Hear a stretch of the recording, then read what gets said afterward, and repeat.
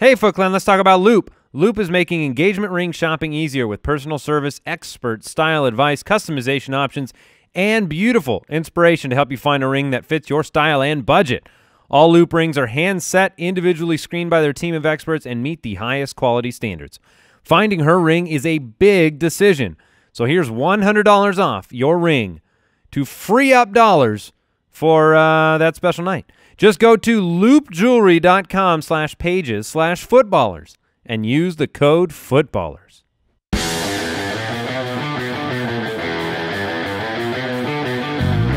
Welcome to the Fantasy Footballers Podcast, coming to you from Draft.com Studios with your hosts, Andy Holloway, Jason Moore, and Mike Wright. Welcome to the show.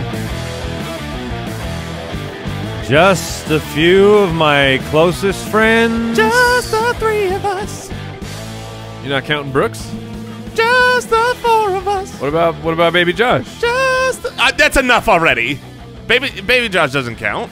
Well, you could have gone like 4.5. Just the 4.5 of us. I can never actually see Baby Josh. I have no idea whether I Baby smell Josh him. is here. Oh, you smell him. It smells like an intern. Why don't interns shower? That's what I want to know. They just Is that just a thing? he just showers with baby powder, of course. We call that and he lets Oh, LeBron James bathe him. That's a just strange direction.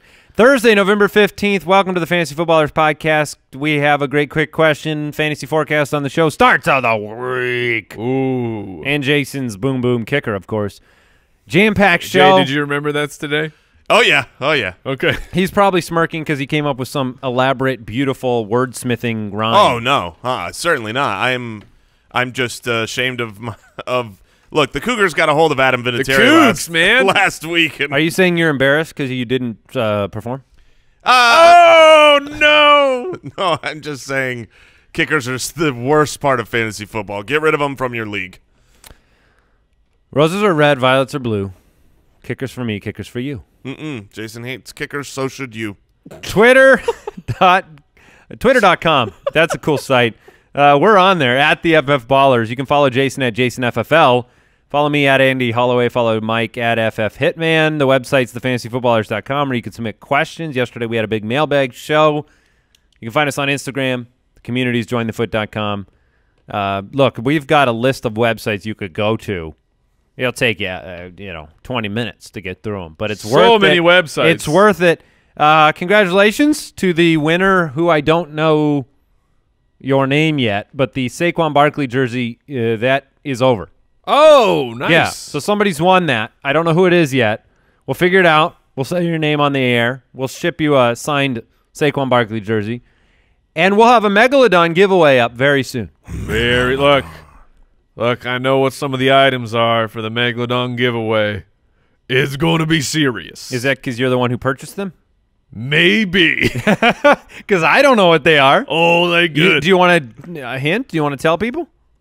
Let me pull up the. Hey, look, the list is large. Do we have money? Do we have any money left? No, but Okay. we have a really cool Megalodon. We're ruined. Megalabroke. Look, I'll just mention a couple names. Okay.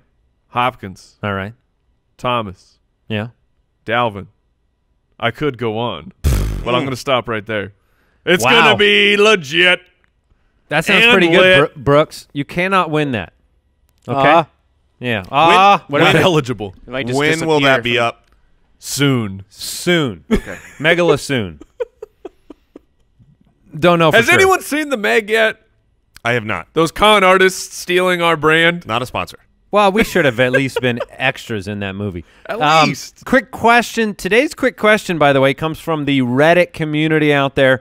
If you're on Reddit, if you're on the fantasy football channels, you know that we lurk. We're lurkers. We see what you're talking about. We listen.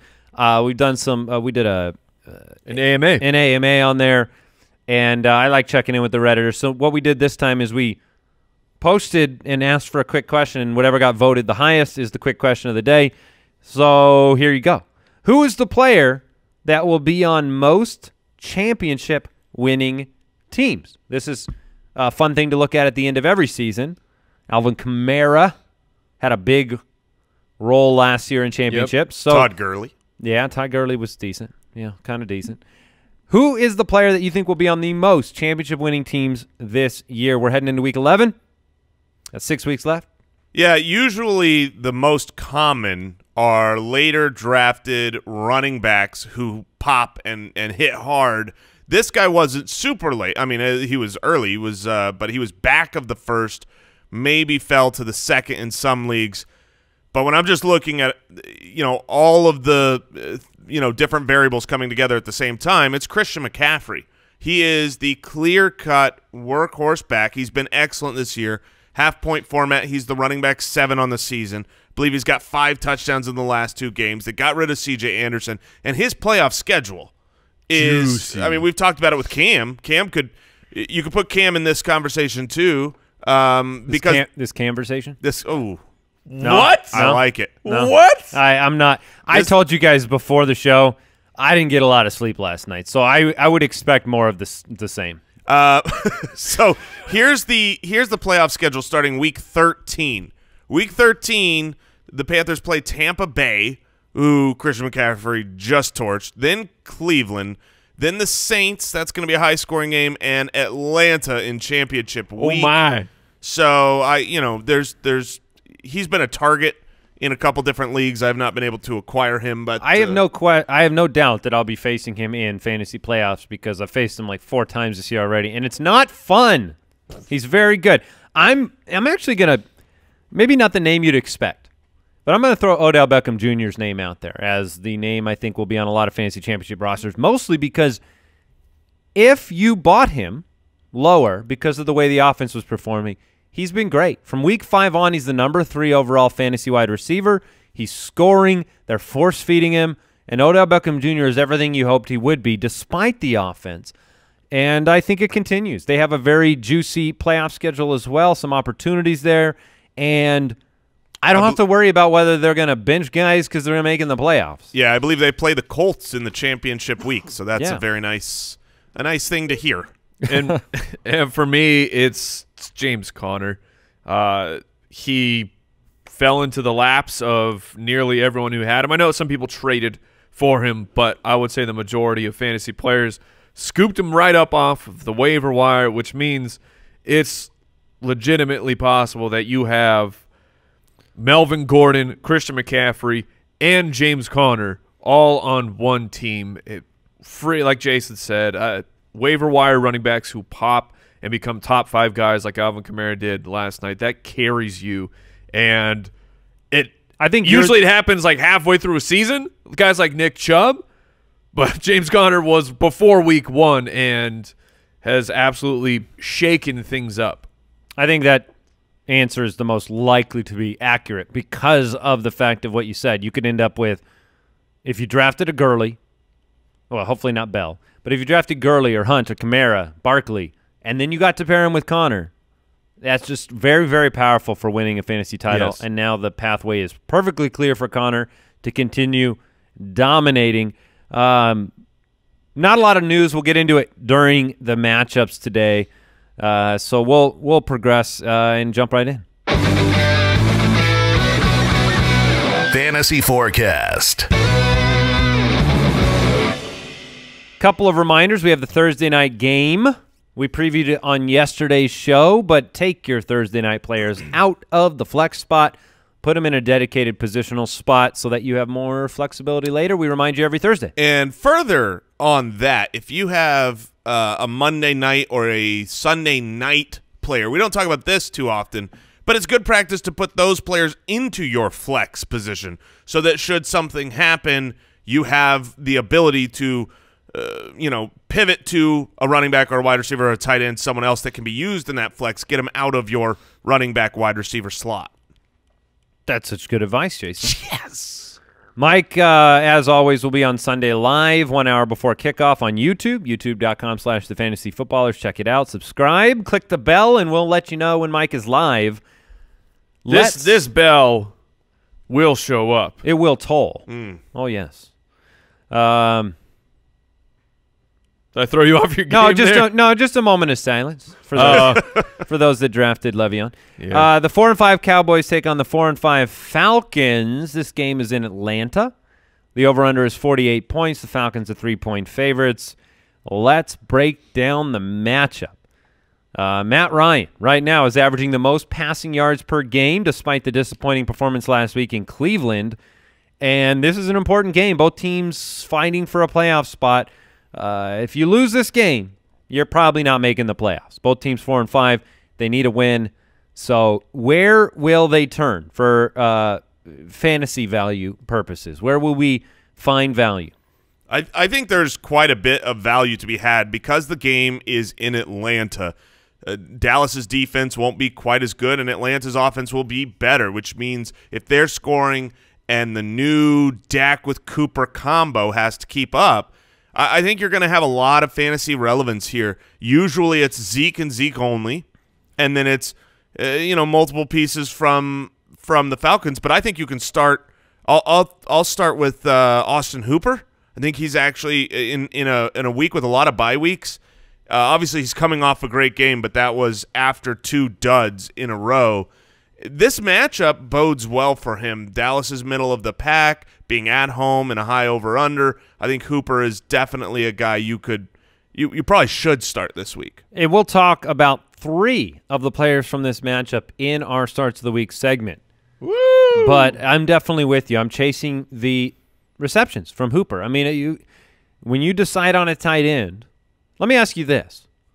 Because we've talked a lot about Eric Ebron on the show, on the Footcast yesterday, on our live stream yesterday for the JoinTheFoot.com supporters. Would you rather start Austin Hooper in this game and chase the 10 receptions, or start Eric Ebron in his matchup and chase the 3 touchdowns? Because in either case, there's an argument to be made that there's going to be a lot of, regression, but do you chase the touchdowns or the reception totals? I would chase the receptions when you can. There's very few tight ends that have the potential to have 8+ receptions in a game, and if you've got one of those, then your baseline is usually a little bit safer. I have Austin Hooper 2 spots ahead of Eric Ebron currently in my rankings. Interesting. Yeah, I think it's pretty tight. I've got Ebron. It looks like slightly just behind Hooper as well. Yeah, I have Hooper a little bit higher. How are you guys feeling about Calvin Ridley? Are you chalking last week? I mean, the matchup was delicious for Calvin Ridley, and he showed up without an appetite. He did not eat, as they would say. No, keep talking about food. Keep going. You got anything else? I like burritos. I'm not chalking it up to anything. I mean, Calvin Ridley, this was the most snaps of his career. He surpassed the 70% threshold for the first time, but he's not been – he hasn't been what you thought you were going to get there after the first 3 or 4 weeks. Well, fantasy owners, if you overreacted to the 3-touchdown, 2-touchdown game, then, yeah, you're disappointed. But if you've been paying attention for the last 5 weeks, it's been 4 for 38, 3 for 47, 5 for 43, 6 for 71, 3 for 37. 1 touchdown in that entire span. So he is a very boom, bust, lower tier option on that roster. Julio is the man, over 100 yards in 6 of 9 games, touchdowns in 2 straight. This is simply expectation control. So I guess the question I'd ask you, Jason, is Amari Cooper or Calvin Ridley? I think we'd all go Cooper, right? Definitely go Easily Cooper. Yeah. So Dallas's defense against wide receivers has been fantastic. Hey, Frogman, what is happening over there? My goodness. Zeke, 187 total yards, 2 touchdowns against the Eagles. Stout run D last week. Atlanta's just plain bad against running backs. Zeke is an auto start. So Tevin Coleman, a bounce back week for him? Bounce. He's hard to predict right now. Bouncy-ish. Bounce. There's a little bit of little rubber in there, maybe. So not expecting it. Compared to last week, I am. The Falcons' offense just as a whole fell completely flat. So I'm expecting much bigger things from all the pieces. Okay, I've got Coleman at 12, right as the fringe RB1 this week. The Bengals take on the 4-5 Ravens. Bengals are 5-4. Big game again, big divisional matchup. A.J. Green, this was the news yesterday. Marvin Lewis says he hopes to have A.J. Green ready for Sunday's game. Take that for what you will. I think it's an optimistic report about A.J. Green is a surprise because a lot of reports had him not playing until December. And then John Ross is dealing with a groin injury. So if A.J.'s back, it's better news for Mixon, it's better news for Boyd, it's better news for Bengals, Dalton. yes. All the players I pumped the brakes on, all of a sudden we get news late afternoon. I said, look, you can't expect a lot from the Bengals if A.J.'s out. But maybe A.J.'s back, and this is a very important game for them. If A.J. is back, I feel like there's going to be a lot of trap here because A.J. is going to be back a little bit hurt. And if A.J. was here from the get-go and A.J. never got injured, you can't forget that this is a really bad matchup. I mean, the Ravens, even though the last game or two they haven't looked great, they're still, the 6th best against wide receivers on the season, the 8th best against quarterbacks. Pull up your last 6 weeks for the Ravens. So the last 6 weeks, they have not been good against tight end or quarterback. But to be fair, the quarterback, on the season they're 8th against quarterback, and that's allowing about 17 points a game. But they dropped to 20th in the past 6 weeks at 19 points. So there's the margin there is so small. What I would focus more on is they're still shutting down running backs. They're still shutting down wide receivers. The tight ends, though, that's been kind of the one exploitable part. Which does say, I know C.J. Uzomah has been just terrible. It's been terrible. Uzomah. But in a week with a bunch of buys, he's a guy that I still think you should look at. He is still running routes. He's still on the field. His opportunity is there. This matchup kind of says if you're going to pass on us, it's going to be at the tight end position. They need him to step up. So I think you could do worse. Uzomah if you're playing Uzomah, you're streaming the position. Right. But Uzomah or the recently sort of surging Jonnu Smith for Tennessee. I'll take Uzomah. I would as well. Okay. Yeah. I'm not excited about Uzomah, though. He's my tight end 17 this week. So he just does not seem to have some it factor with Andy Dalton that you had with Eifert or even Croft around the goal line. There's a lot of start-sit decisions to be made in this game, though, overall. We don't know who the quarterback in Baltimore is going to be. It could be Joe Flacco, could be Lamar Jackson, could be Robert Griffin. Ooh. The only one I'm playing, if he's active as the starter, is Lamar Jackson. We've talked about Really? that. You wouldn't stream Flacco? No. Just because of Joe Flacco, because of the injury? Both of those. You put those together, the fact that it is Joe Flacco, and then it's a hurt, hip-injured Joe Flacco version. Joe Flacco against the absolute worst. It's also a fantasy defense against quarterbacks the past 6 weeks. No, I get it, but it's a divisional game, and you can throw some of those statistics at the door. I mean, you're going to get – if I had to bet on the over-under this game, which is we don't even have one right now because of the quarterback situation, but I think I'll take the under. I think it'll be a lower scoring game. I do believe that Alex Collins is a great start, and we'll talk about him a little bit later. So how do you feel about Boyd if A.J. Green is out? I think Boyd is he's a wide receiver 2 in probably both cases. I feel like he's a wide receiver 3, but with maybe wide receiver 2 upside. I'm not excited, but he's got enough volume coming his way where to me he's like a Sterling Shepard this week. I actually like Sterling Shepard, and but you're limited. I just don't think the offense is something where you go, man, he's a must start. John Brown, Michael Crabtree, both been very disappointing recently. Michael Crabtree has 6 catches for 63 yards total in the last 2 games. And then John Brown, after the hot start, despite the the 17-yard average depth of target, he's had 4 out of 5 weeks where you were not happy you played him. And you're waiting for the big play with him. He's our consensus wide receiver 19 this week because the matchup is great. You're at home. You're against the Bengals. But not knowing the quarterback situation, I think you need to have a different plan in mind. Yeah, he could obviously boom for a great game, but if you can pivot away, I would. Yeah, I think his variance of as in the safety of John Brown is very in flux, but I still have him ranked pretty high this week. I think he bounces back this weekend. All right, cool. We're going to move on to another matchup here.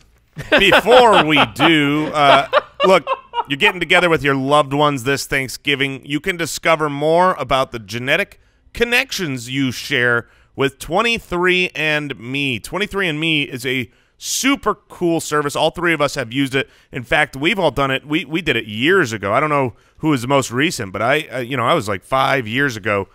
I'm probably the most recent of the three of us. It's really cool. You simply spit in a tube that they provide and send it to them, and they map out and discover parts of your DNA. It's unbelievable. You can see and learn so many things about yourself, about your connections, your relatives, your ancestry. There are really cool things, and you can share the reports with family and friends, even if they aren't customers, although this Thanksgiving, tell them to hop on board, because comparing them is my favorite part. Now, through Thanksgiving, 23andMe Ancestry service kits are only $49 per kit when you buy 2 or more kits. That's 50% off the regular kit price of $99 this holiday. Order your 23andMe Ancestry service kit at 23andme.com/footballers. That's the number 23andme.com/footballers. Like to thank SeatGeek for sponsoring today's show. Getting tickets online can be far too complicated. That's why SeatGeek is the way to go, not Seat Wheat. I would not recommend putting wheat they're on your seat. Not gluten-free. Check out SeatGeek. They search multiple ticket sites. They grade every ticket based on a value. They help you immediately identify the best seats that fit your budget. Plus, every purchase is fully guaranteed. You can shop in full confidence on SeatGeek, whether you're searching for a last-minute deal, planning that night out, looking for a perfect gift. SeatGeek has you covered. We've had SeatGeek on the phone installed for years. It's helped me out several times in a pinch grabbing those last-minute tickets. And right now, our listeners can get $20 off their first SeatGeek purchase. Just download the SeatGeek app, enter promo code FOOTBALLERS today. That's promo code FOOTBALLERS for $20 off your first SeatGeek purchase. SeatGeek, life's an event. We have the tickets. Don't get Seat Wheat. Oh, no. Seat Wheat, very painful. And you get a soggy bottom. Yep. Is wheat soggy, Mike? Why would When you sit on it. Really? It could cause warmth and moisture. Oh, really? I mean, think about it, man. If my seat were Really made out of think wheat, about it. What is that old breakfast that like you guys probably would expect me to Grape nuts? Cream of wheat. Ah, So yes. good. Wait, is what? that really so good, Jason? No. Oh, cream of wheat is fantastic. Oh, that's a very old man Now, take. hold on. That's as old as it Malto gets. meal is Okay, better yes. than cream of wheat. What do you put in your cream of wheat? Oh, it's covered in butter, sugar, brown sugar. So it's delicious. I mean, I'm Okay, eating so a bowl those of- three things are delicious, and you just cream of wheat happens to be the device that carries those things Exactly. into your mouth. If it's toast and I'm putting butter and sugar and Then brown toast sugar on is it, then toast delicious. is delicious. I mean, whatever. All right. It's I a do- mechanism for sugar. I do want to just highlight, because I'm often called the old man, the tagline for cream of wheat is since 1893. When So you're it's- doing it right. It's been around the block, Yeah, that's true. old man. Well, malto Six- meal is greater sign. Cream of wheat. What is the difference? Yeah, I have no Malto idea. meal has like Neither are built-in part of brown my sugar. life. So you put brown sugar in with the brown sugar. Malto meal has built-in brown sugar? Yeah, basically. No, they're yeah. both hot. Yeah, they're both just hot wheat cereals. It's delicious. Hot wheat. It's the best. 6-3 Panthers against the 3-6 Lions. The Lions are at home and just a 4-point favorite. Or I'm sorry, a 4-point underdog. 51-point over-under. Panthers coming off that dud of a game where you said, huh? What kind of team is this? Yeah, I mean, this is, some teams bounce back really great from a shellacking. I expect the Carolina Panthers to be one of those teams. They've always been well coached. As you say, it's a well-coached equation. Yeah, and, It's also playing the Lions. That makes it easier. That makes it easy. It's in a dome, so you don't have to worry about, weather conditions or anything else. This is just a team that is really good, and the Panthers needing to have some self-respect after that drubbing they got last week, and the Lions are going to be the punching dummy. Yeah, I think you're right. I mean, the Lions' offense struggled immensely without Golden Tate last week. Marvin Jones is banged up. They don't have a lot of cohesion on offense or defense right now, and their season's falling apart. Matthew Stafford looked bad. They were a pump-the-brakes team last week. The one player that has emerged and continues to emerge, despite the kind of troubles surrounding the team, is a man who, you're familiar with him. Oh, yes. He's been an RB2 or better 3 of the last 4 weeks and really surprised us last week. Because he's so good. I mean, that's just and 21 touches doesn't hurt. It doesn't hurt. Thank you, Lions coaches, for finally getting involved. I almost thought about having Kerryon Johnson be the player who's going to be on championship teams because he's a late drafted guy that's a second half of the year player. His schedule stinks. Yeah. Rest of the way, his schedule's terrible. But I like him in this game. I don't know that it matters. I think that they're going to have to use him, and if you give him the ball, he will be productive for fantasy because he's great. Very honestly, the argument for Kerryon Johnson's success is very, very similar to David Johnson's in Arizona. Both teams stink. Both teams' offenses are probably going to struggle the rest of the season. Schedule problems, talent. Kerryon Johnson would be David Johnson light to me because he has to share some of the load with LeGarrette Blount and Theo Riddick. But he's the only running back that you can start on Detroit this week. And, look, you're going to start Kenny Golladay. Those smooth routes are going to deliver. They did last week. I hope Marvin Jones is active for the sake of Kenny Golladay because it's not going to be – there's just not going to be a lot of offensive snaps if he's not. Yeah, it could be T.J. Jones. That's what the whispers of the bushes are saying. And me. If Marvin Jones is to miss. On the wide receiver side of the ball, the pass catchers, do you have any level of excitement for Funchess or DJ Moore?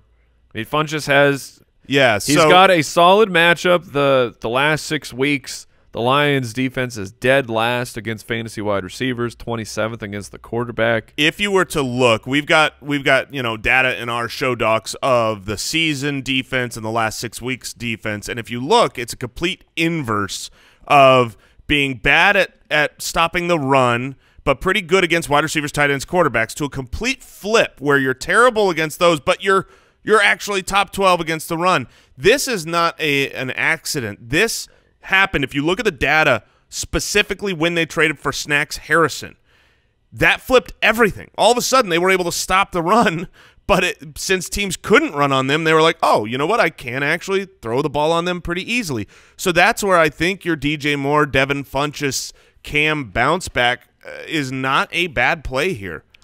It's just predictability on which guy will have the effect or whether Cam Newton's going to make all of his hay through the air with Christian McCaffrey. Or Greg Olsen. Yeah, Baby Josh threw this in here. Devin Funchess is averaging 1.9 yards after the catch, which is dead last of all qualified wideouts. And that's because Devin Funchess is the size of a tight end. It's very similar to what we used to see in Kelvin Benjamin. Yeah. So if you had to pick a wide receiver to start for Carolina, then who are you picking, guys?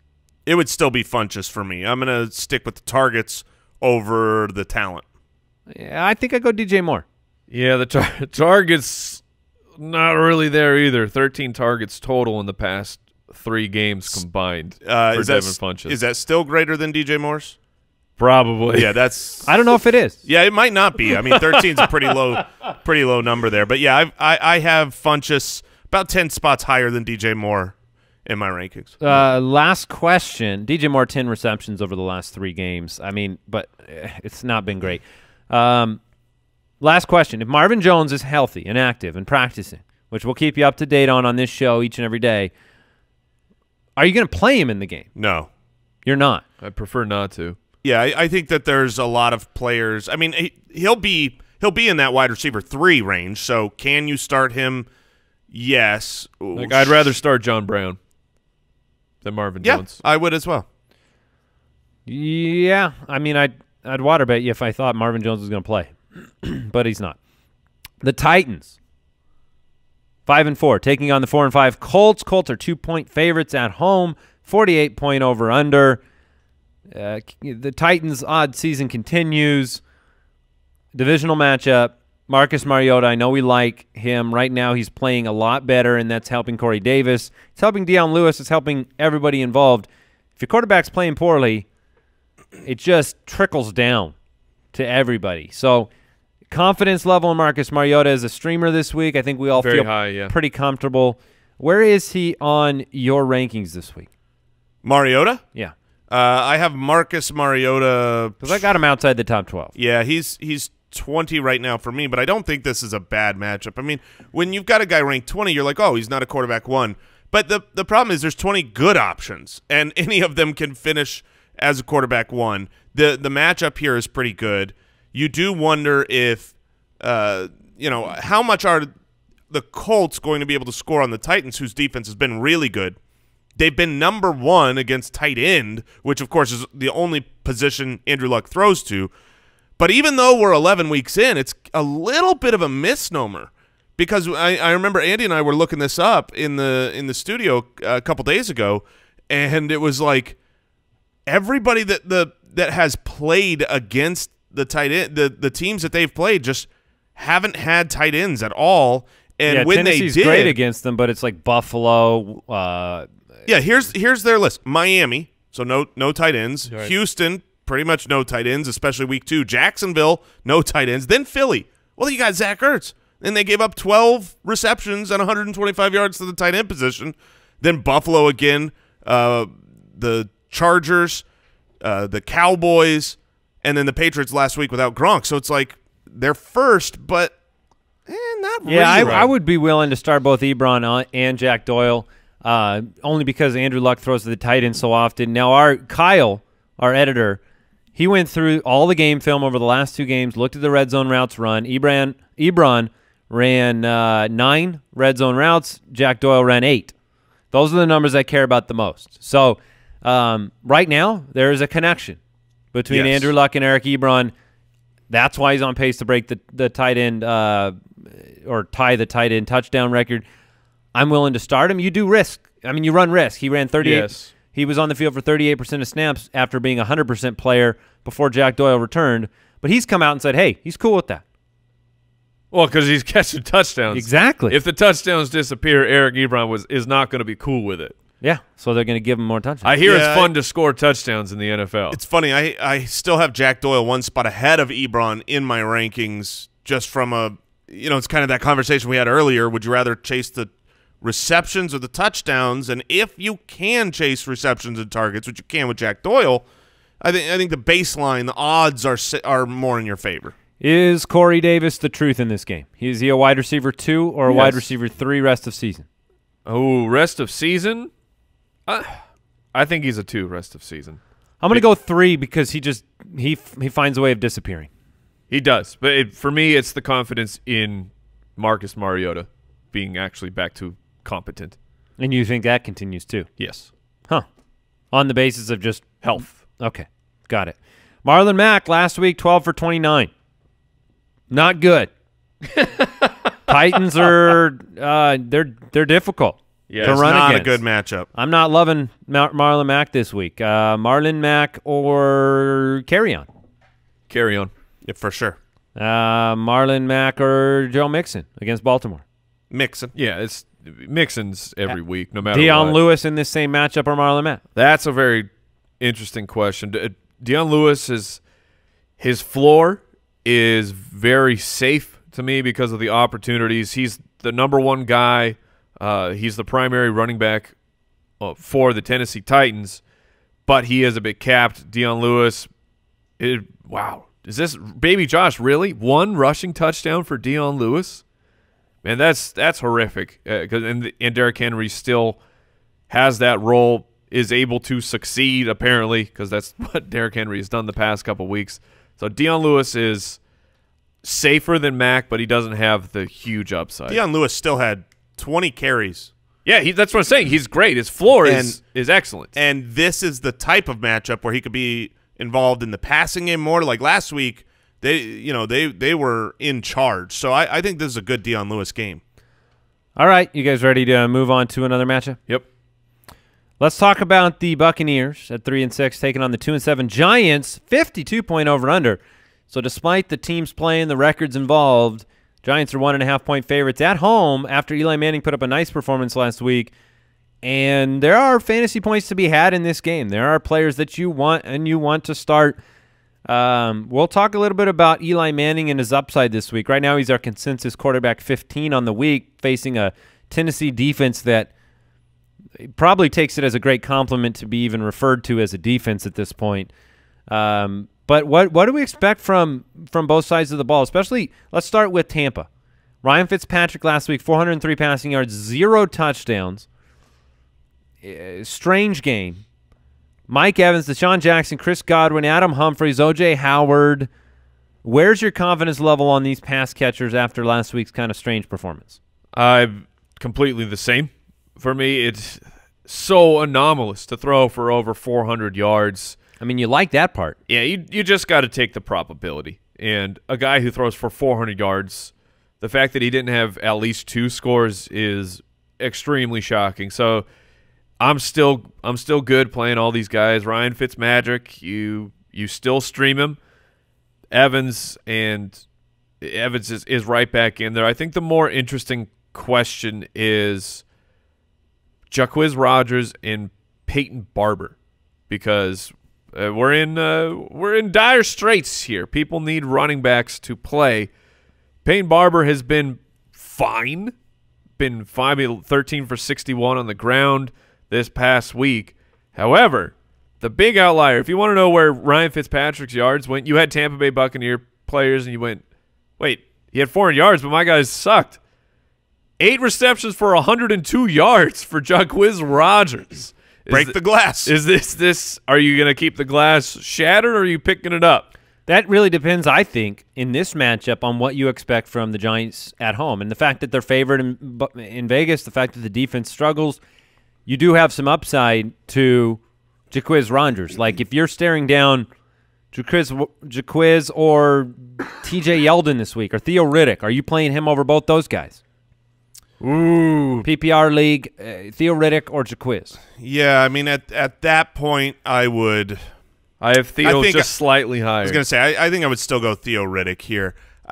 You're exactly right. It depends on what you believe in the Giants. And I don't believe, even against Tampa, I'm not sitting here thinking that the Giants are going to put up 35 points and make the Buccaneers have to come back and dump off to the running back a bunch. If that happens, which could, I mean, Saquon and Odell Beckham could torch the Buccaneers, and if that happens, they will. By the way, sure. And if that I think does their implied happen, point totals around 27. then Jacquizz would be a fine play. But it's hard for me to put a lot of faith in the Giants' offense right now. Yeah, I mean, I think the key, at least for me, philosophically speaking, as a fantasy owner, if I'm playing players on bad teams, I'm not messing around with the lower tier because I'm not going to roll the dice as much on those players. So I'm staying at the very top of these performers. The Saquon Barkley and Odell Beckham.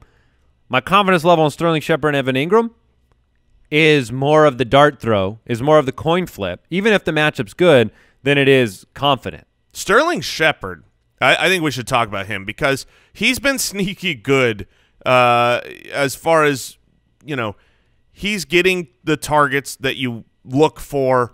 He's getting receptions. I mean, if you look back over the last several weeks, he's usually getting about 7 targets plus, and this is a really good matchup against Tampa Bay.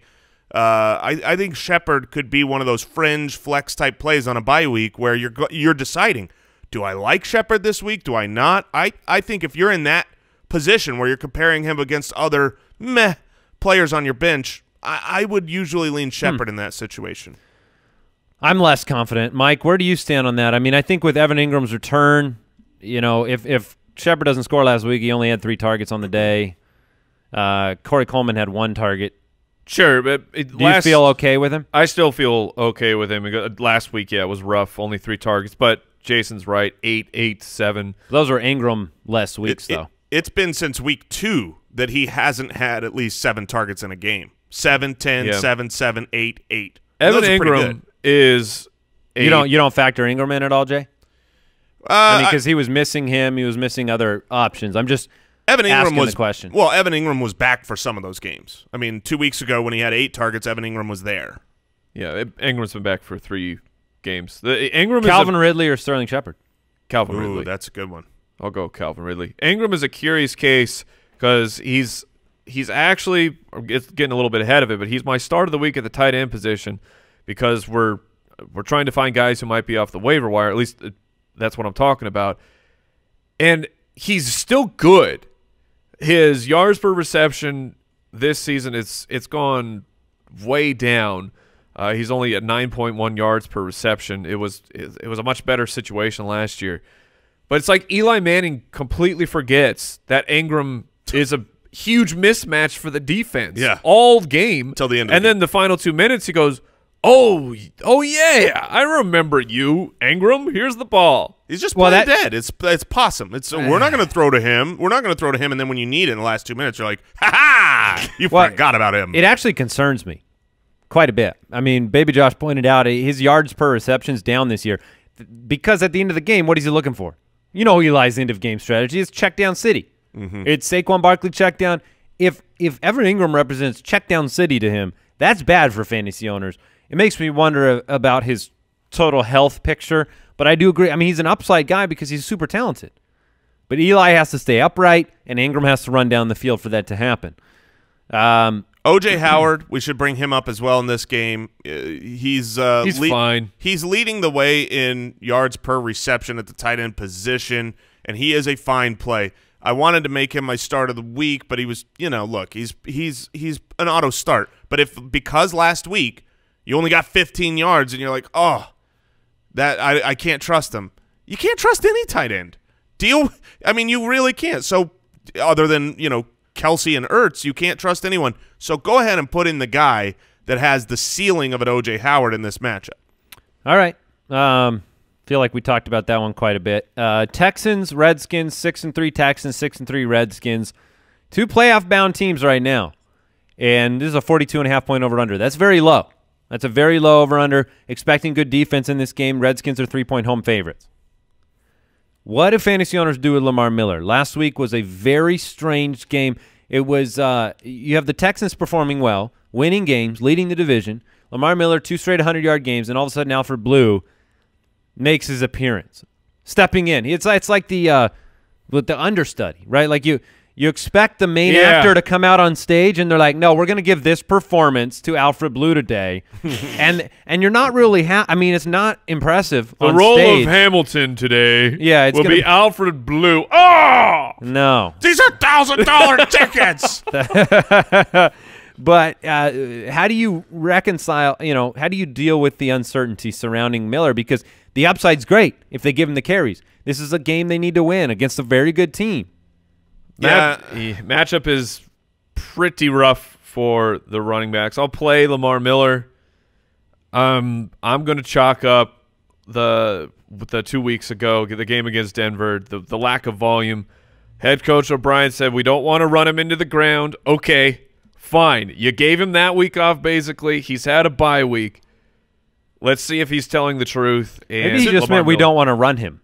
Maybe that's all he meant. On the ground. But he's been good. We don't want to run him. Here's 2 straight 100-yard games on the ground before that. Lamar Miller's a guy that you very well might need to start. He is pretty much like the last of all the starting running backs. Like, I'll play Lamar Miller ahead of your Ito Smiths and Austin Ecklers and, the guys that are pretty much the backup for their team that can still pop and get touchdowns because of the volume.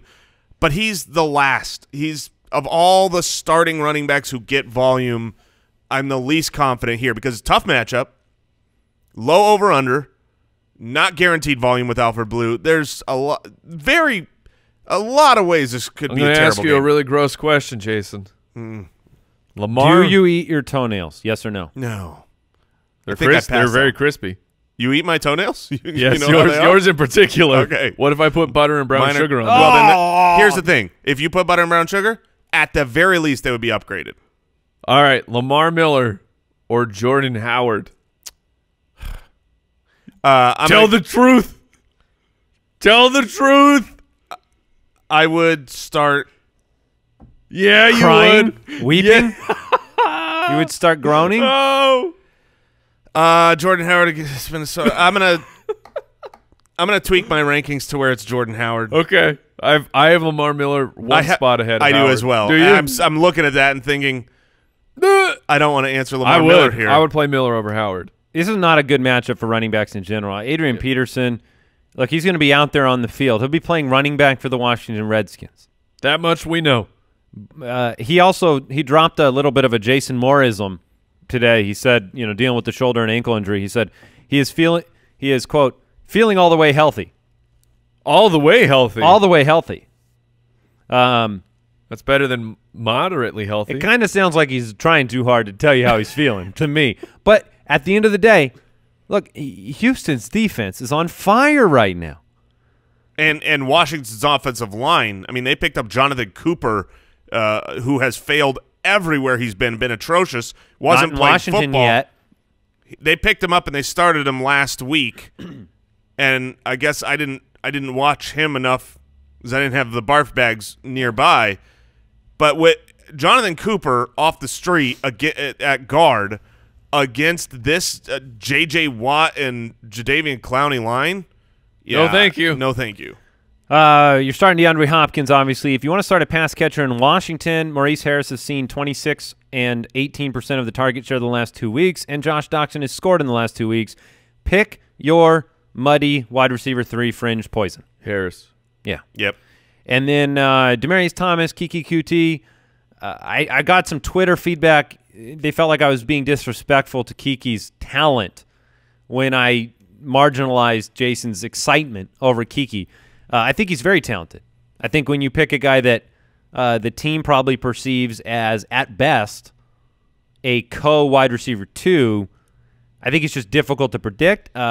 Maybe I'm wrong. Well, do you guys think I'm wrong? You think Kiki's a 7-catch guy? I think Kiki is a 7-catch guy if he's healthy. How many games? What do you mean? Like how many games are you combining for those 7 total? Oh. Each good game. 3 games? No, look, Kiki is a really talented guy. I thought he was a good waiver wire pickup, but I did caution it depends on his injury. He said he's not going to come back until he's 100%. He's not Adrian Peterson all the way healthy? They're after their bye, and after the bye, he was limited in practice. So I don't have the confidence in Kiki for this matchup, certainly not. When he's healthy, I do. He's not healthy, so don't start Kiki yet. Most important question, is Kiki sneaky? Kiki's sneaky. You think Kiki is sneaky? Kiki's going to be sneaky. You're going to tweaky your lineup? Well, he's going to tweaky his Kiki's tweaky his hamstring. And so it's a sneaky when Kiki tweaks his hammy. He lives in hammy. He lives in a teepee. Just throwing out teepee? Yeah, that's where he lives. Kiki lives in a teepee. Mm-hmm.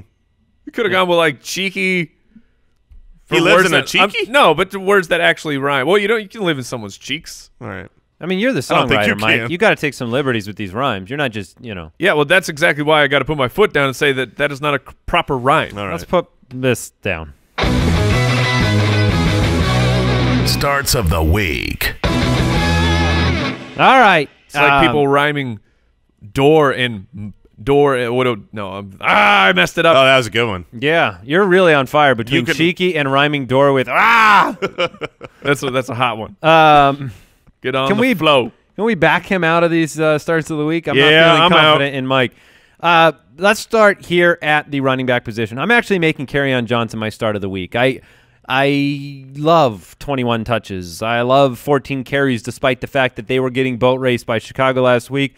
And they don't have a lot of healthy options on this team. If Marvin Jones is missing the game, it's Kenny Golladay. And that's the end of the list. Yep. Outside of Kerryon Johnson, they will have to use him. It's a volume play. But your confidence level in Kerryon might be down. Mine's shaky. I know. I got him on my roster. I cannot believe you're thinking about starting John Brown over Kerryon Johnson this week. It's an assault on my sensibilities, Mike. I mean, John Brown, a single-digit guy for 4 or 5 weeks. Kerryon Johnson on your team, mind you, on your bench, dropped a huge game last week. He'll have 20 total opportunities in this game. John Brown might have 3 opportunities to make a big play. So, sure. yeah, I'm going to go the Kerryon direction. Jason, who is your running back start of the week. My running back start of the week is Alex Collins. Yeah, I love mentioned it. him from Baltimore. I look, the matchup is great. This week, Cincinnati's defense has been terrible. They're 31st against the run on the season over the last 6 weeks. They're one spot worse than that, also known as the worst in the league. They are easy to run on, and I think the quarterback situation for Baltimore works in the favor of Alex Collins because no matter what happens, if Joe Flacco's there and he's a little hurt, they might want to run the ball more, and they'll be able to. So Alex Collins. If it's Lamar Jackson or Robert Griffin, guys that can run and get mobile, and teams have to scheme for shadowing that quarterback and looking for the run-pass option and who's got the ball, that benefits Alex Collins. So you have the great matchup coming off their bye week. I think Alex Collins is a guy that, if he's on your roster, he should be started. Yeah, I love it. My start of the week at the running back position is Tarik Cohen. Tarik. Dinosaur Hunter. Tarik the Dinosaur Hunter. Thank you. The matchup is not great, as in it looks bad on paper. Well, for prototypical running backs. Yes, the Chicago Bears against the Minnesota Vikings could be tough. That's why I like Tarik. I also like the usage, even in a very, very positive game script for what Jordan Howard can do for this team last week, which is be up big against an inferior opponent, and you can run out the clock. Cohen still outsnapped Jordan Howard. I think the team has seen the success that they can have with him, and I'm expecting more of the output that Cohen put out in the middle of the season, where he was getting the 8 targets, the 9 targets. It finally went back to 7 this past week. That didn't turn into a bunch of success, but I think the opportunities is what I'm after. Okay. Quarterback start of the week. I don't even know exactly where I'm going here. I wanted to bring up 2 names. Eli Manning against Tampa Bay, one of the worst pass defenses in football. It's a great stream. With Odell Beckham Jr. I think he's a top 12 guy this week. Eli Manning can end up in that range. I also want to bring up Jared Goff. Jared. Now, most of you out there with Goff is starting him, but I have Jared Goff as my #1 overall quarterback this week. And so I wanted to give a vote of confidence, a little pat on the butt start of the week for Goff with Eli Manning. So this says if you've got Jared Goff and Pat Mahomes, you're throwing Goff in your starting lineup, number 1? Over Mr. Mahomes. Well, that's what I mean. Nobody has that. Okay. But what if you do? It's hypothetical. If I do, you theoretically could. If I do, I'm playing Pat Mahomes. Okay. Okay. All right. Which may seem a little bit antithetical, but I still want to play the guy that I think has the best chance of throwing, 6 touchdowns as opposed to, splitting hairs on 1 and 2 over the course of the week. It's actually worth bringing up because a lot of people listening are like, wait, what? You're #1. Binary rankings, tough. They are not the end-all, be-all. You sometimes we say things on the show, and you're like, well, your rankings have it the slightly reverse. Different. There are so much variations within every decision. Rankings are probability odds of a player finishing near this spot versus what's the range of outcomes. I would rather start a guy like it's exactly what you laid out. You'd rather start a guy that could have the big upside, or rather start a guy that's safe in certain situations, even though their ranking might be 2 spots behind a guy or whatever. My quarterback start of the week is the aforementioned Dak Prescott.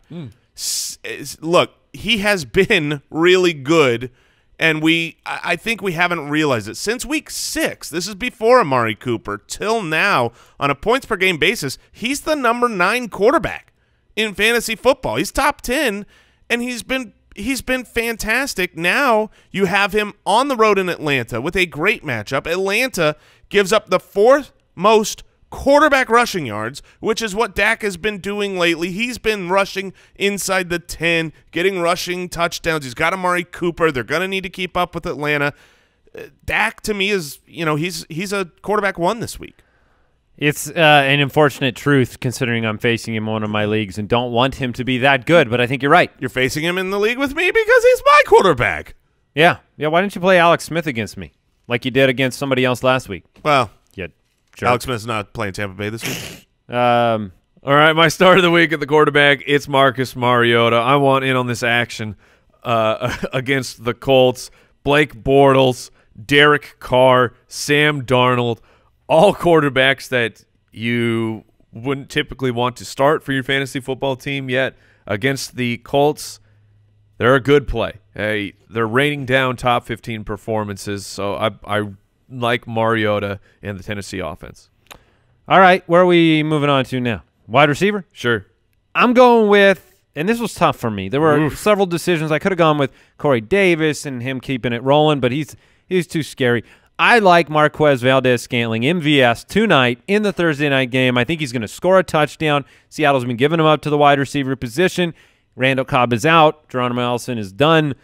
Marquez is just more talented, has a wider range of ability that I think Aaron Rodgers is learning how to take advantage of. So I think he gets in the end zone tonight and makes him start of the week because the consensus ranking on him is very wide receiver 3 range. I think he's a wide receiver 2 for this week. I am making the decision to flex or to essentially flex him over Phillip Lindsay this week, which I'm not saying everybody should do that, but I'm going ceiling over floor, and I think the ceiling of MVS is higher tonight than the floor, than the ceiling is for Phillip Lindsay this week.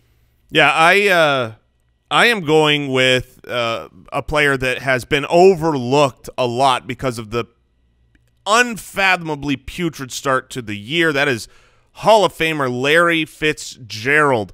In his first 5 weeks on the season, remember, he had Mike McCoy. He started with Sam Bradford and then had a rookie come in, thrust into the starting lineup. This was not a good situation and was dealing with a hamstring issue.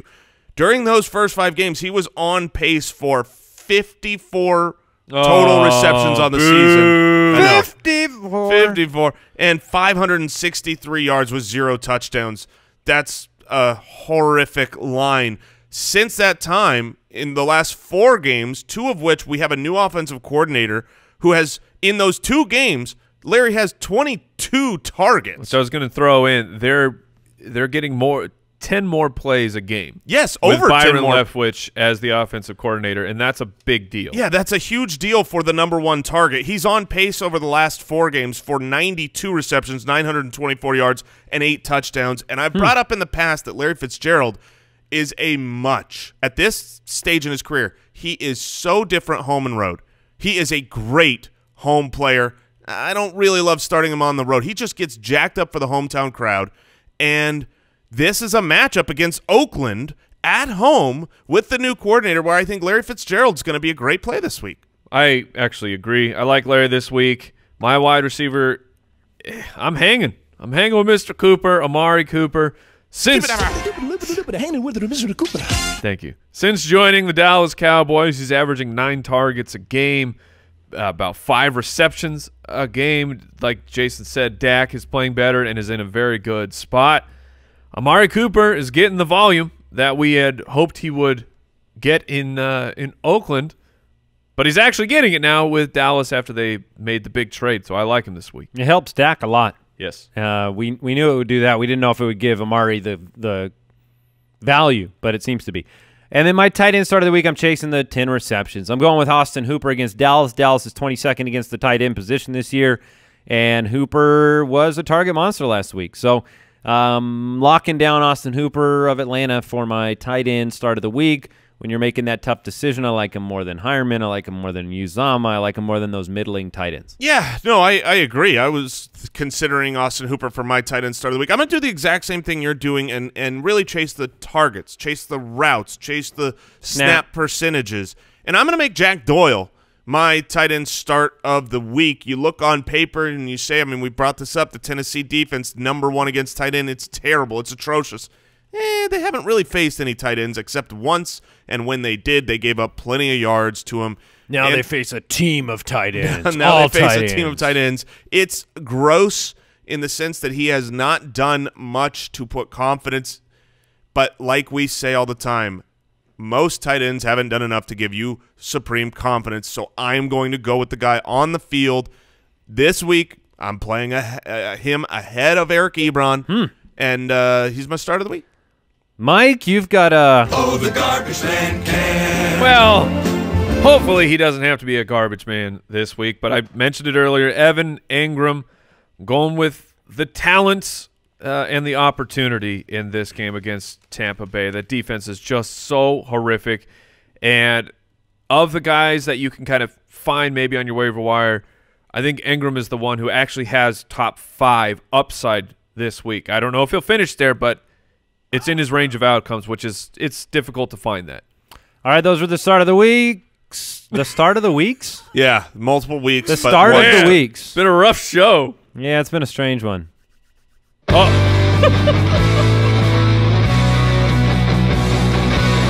Jason Moore's ironclad, locked and loaded, 100% guaranteed boom boom kicker of the week.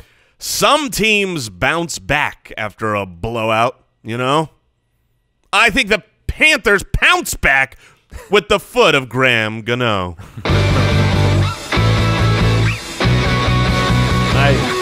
I really like that one. It's not a bounce back. It's a pounce back. It's a pounce. Look, they're Panthers. Yeah, that's pretty good. There's no way Graham Gano fails you this week. Not with a rhyme like that, honestly. I think he was my start of the week on the week where he had like the 63-yard field goal or something. That was fun. Man, that was one of your best rhymes of all times. Oh, you did it. Anything else going on, Brooks? You put some AJ Green news. What's going on with AJ Green? Just update, he's not practicing today. That's not good. So he's not practicing on Thursday. Get out of here, Marvin You Lewis. think he's just trying to put the scare into Baltimore? This was Hugh Jackson coming and go, hey, I got a good idea. Hey, Marvin, listen. Go tell him. Go tell him this. Go tell him AJ Green. You expect him to play. You're hopeful. It'll give him a huge advantage. Oh, I see what you did. Rest of the matchups on tomorrow's show, Daily Dose, and lots more. All the injury updates. We'll keep you posted. Check out draft.com/ballers this weekend for some daily action. See you tomorrow. Goodbye. Thank you for listening to another episode of the Fantasy Footballers Podcast. Join our fantasy football community on jointhefoot.com and follow us on Twitter @TheFFBallers.